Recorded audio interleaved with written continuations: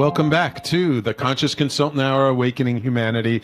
My guest this hour has been Peter Jennings, not the TV anchor, but the author, host, and singer. You're a singer, too. Wow. Yes, I love singing. The Great American Songbook. Wonderful, wonderful. I bet that helps to make you happy, doesn't it? It does indeed. I typically do concerts where they're fundraisers, and so we raise money for local charities and that kind of thing. That comes back to that giving back thing, and it does. It makes me very happy. Right. So, Peter, let me ask you. I mean, you seemed like you were probably a pretty happy guy in general. In the process of writing this book and doing all this research and stuff, did you find yourself like being happier or having more tools to be happier, or like was it like you were already happy and you just wanted to find ways to share this with other people?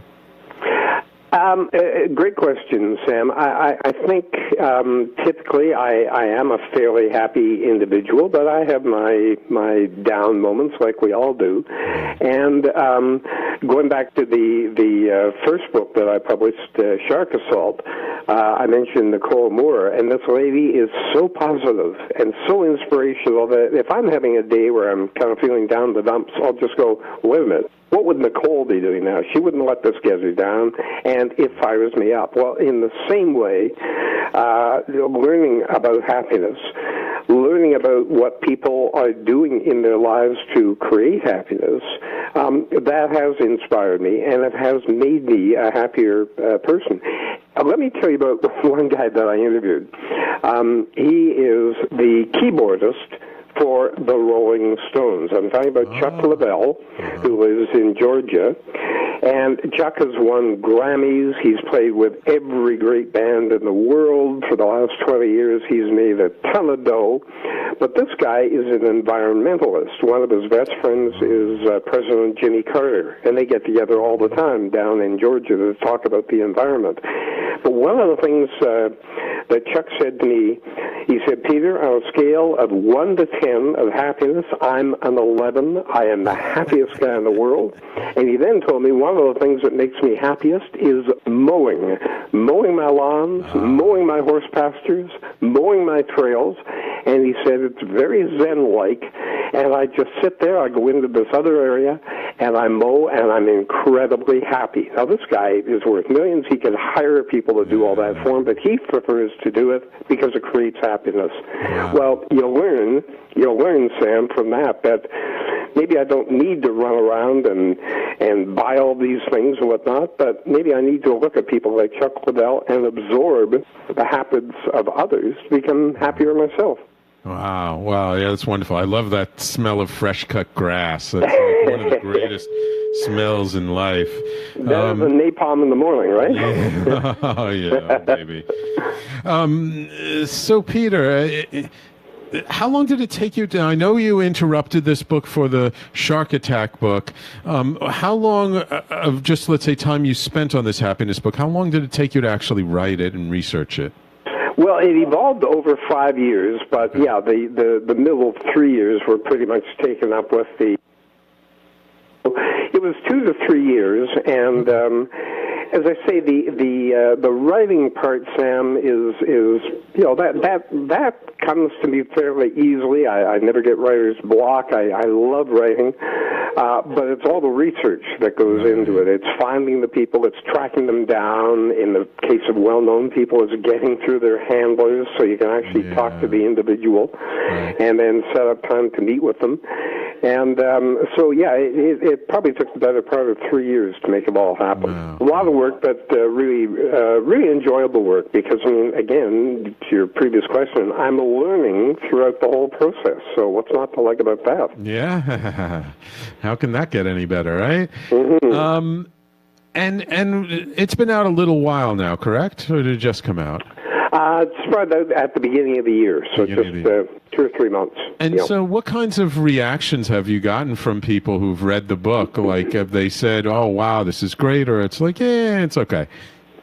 Well, I don't want to crow about my own work here, but it's been very much the former. I think some people say, well, happiness, I mean, what's that really? And then they read the book, and they read the findings of these PhDs, and they read about many of the people who I profile in the book. Some of them well-known, some of them you've never heard of, but some of them have had to come from behind. Some of them, I mean, there was one lady, I won't even mention her name, but she was ready to kill herself, and she finally decided, you know what, I've got to change my life, I've got to find happiness, and she went off to an ashram in India and came back as a total proponent of happiness. So it's quite fascinating to come across these people and get to know them and sort of tell their story. But it's all that research that takes all the time.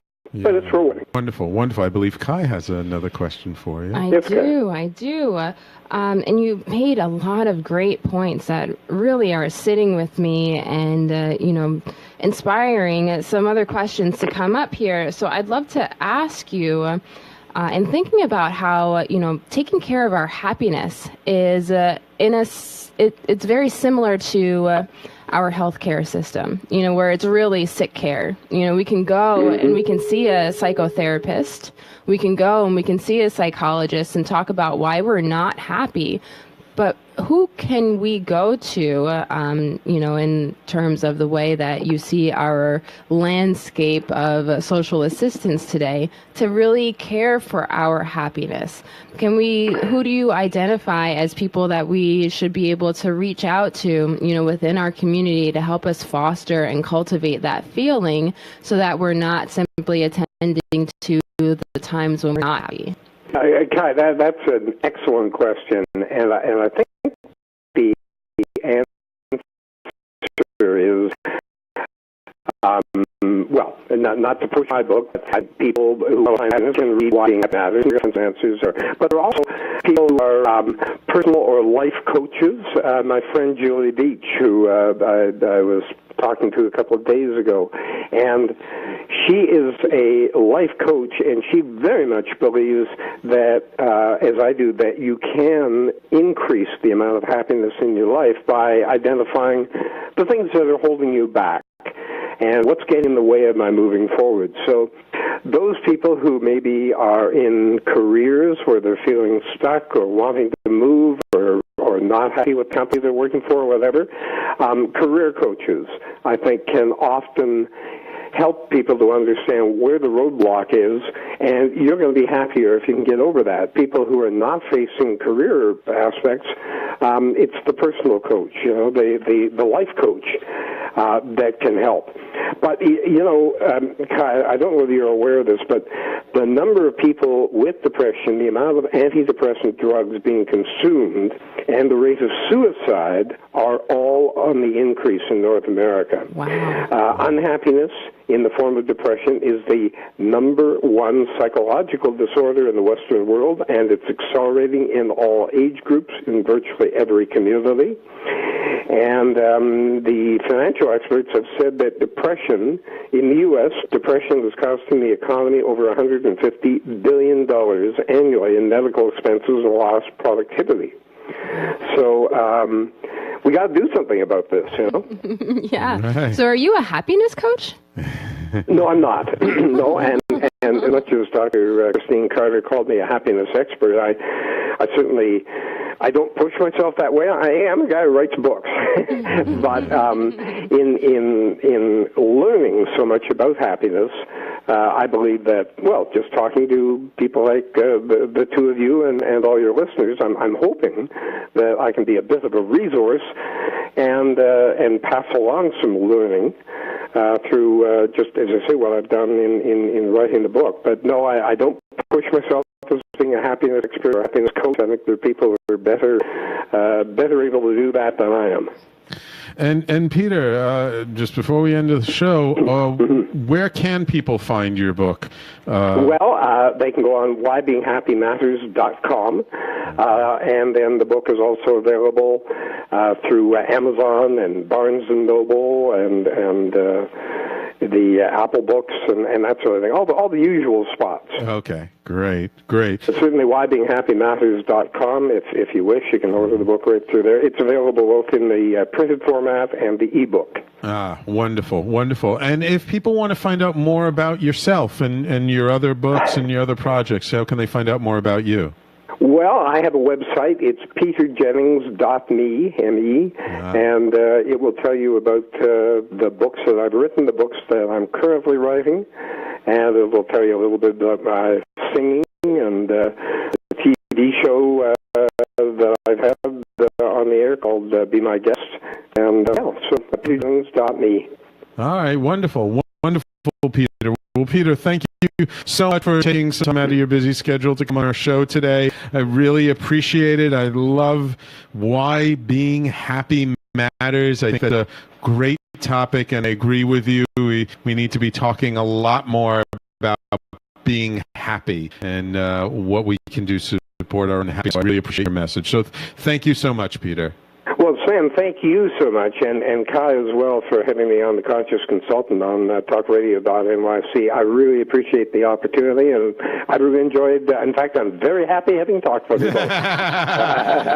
Good. If I can get a guy who wrote a book about happiness to feel happy, then I know I'm doing something right. You got that, man. All right. Thank you so much, Peter, and to all my listeners. Bye-bye. And also to my friend Mark and Patrice listening on the Facebook live stream, thank you for tuning in. Armand tuned in. Yes, thank you, Armand. And Kai, thank you so much for helping me out with the show. I really appreciate it. Thank you for having me. My pleasure. My pleasure. We got to do more of these like double shows together. I'll come on yours and you come on mine. And again, one just final note for those of you who are interested, please, our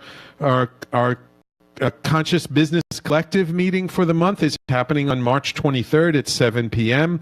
You can find out all about it on Eventbrite or on our meetup group, which is meetup.com/conscious-biz-collective. Thank you all for tuning in. I hope you can go out and be happy, and we will talk to you next week.